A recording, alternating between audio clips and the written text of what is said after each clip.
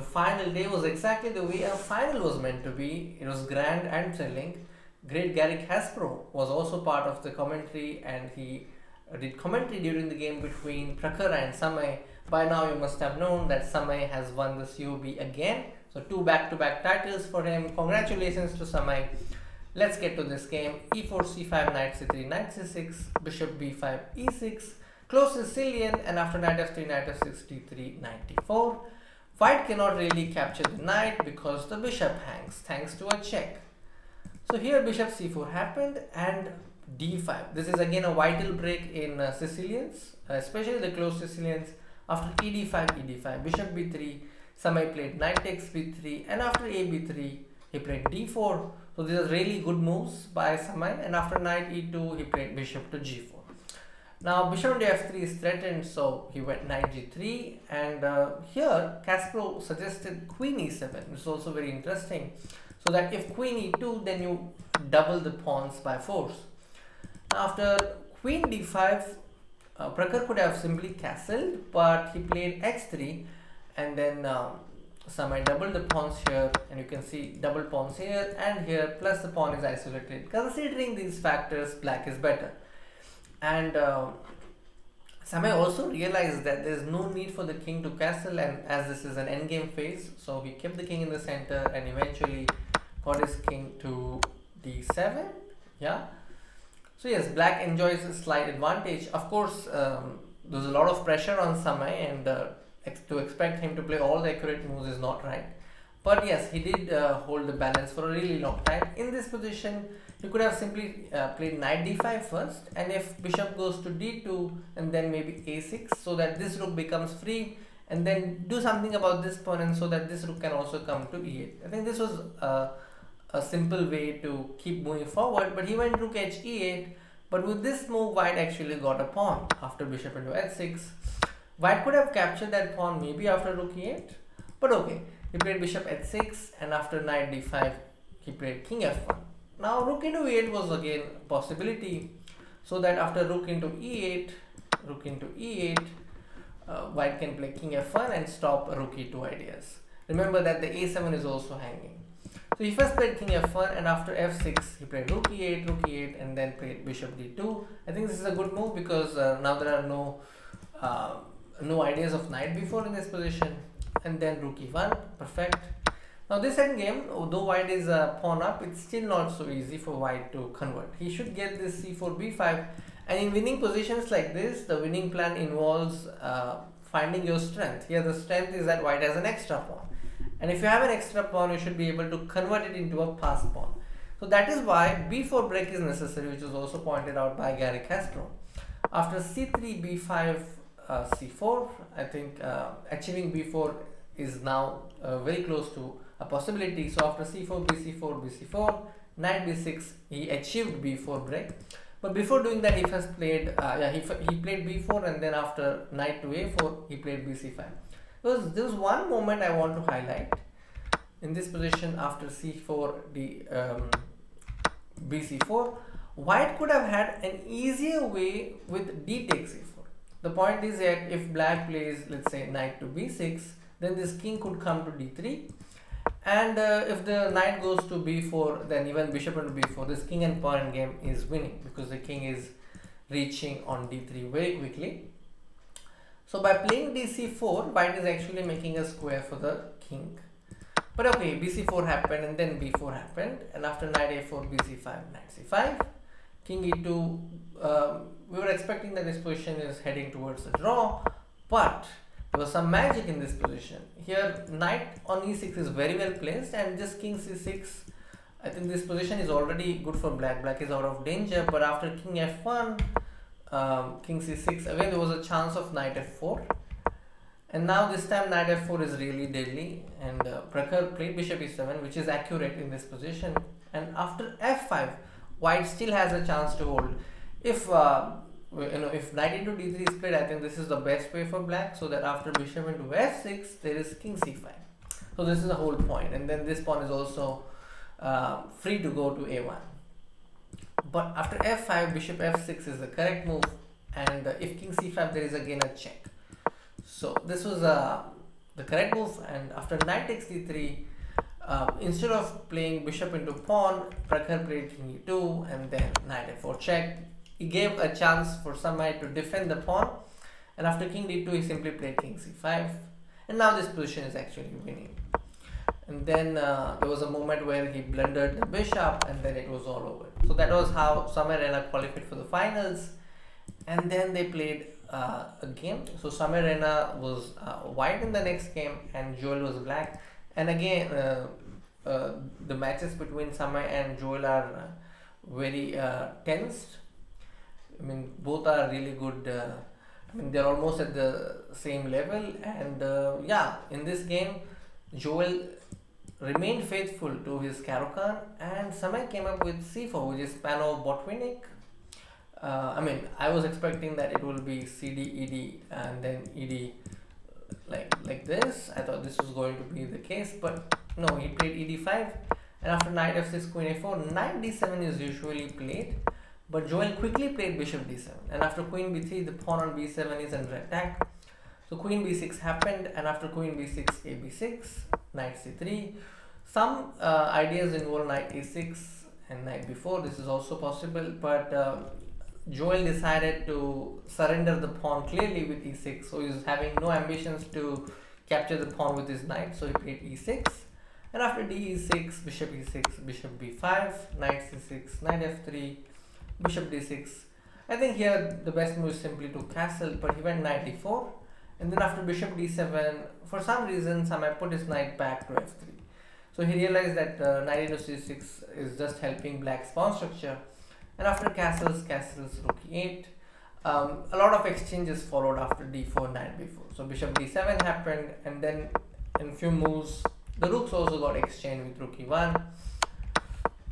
And then they reached this endgame, which is possible for white to convert. I think again white is a pawn up and should be able to do it. And Nicholas Jen shared an interesting observation that Samay is not really using his king in the endgames.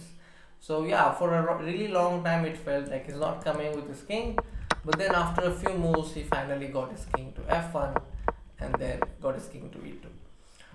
So this position is it's changing move by move. The evaluation is changing move by move. For example, in this case, after bishop c3, bishop b4, instead of playing king e2, because king e2 there are some checks, like there is check like knight c1, he could simply play a3 and deal with that bishop. King e2 is slightly risky. There is knight c1 check, and let's say king d2, knight takes a2, and then if you play king c2, then black can play king d7, and when you play king b3, there is knight takes knight and the bishop moves. And if you find any other way, let's say to play bishop d2 and then like slowly go king b3, even that is not possible because this is bishop into d2 and the knight moves to b4 on the very next move. So yes, this is not so easy to calculate, and the game is no longer one-sided. After king e2, bishop into c3, bc3, he played knight b2. Now this is again in white's favor. Knight d2 happened, very good. And after knight a4, king d3, very good again. And here I think he has to roll his pawns, but he did not do that, and b5 happened. So this is making things slightly more difficult for white. After knight d2, he played knight check and then knight c4.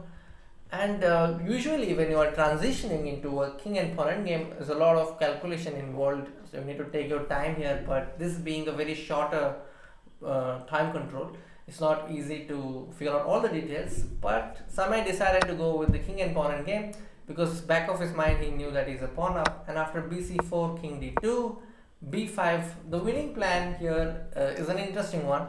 If you've not watched the game, then take a moment to see what you would do as white.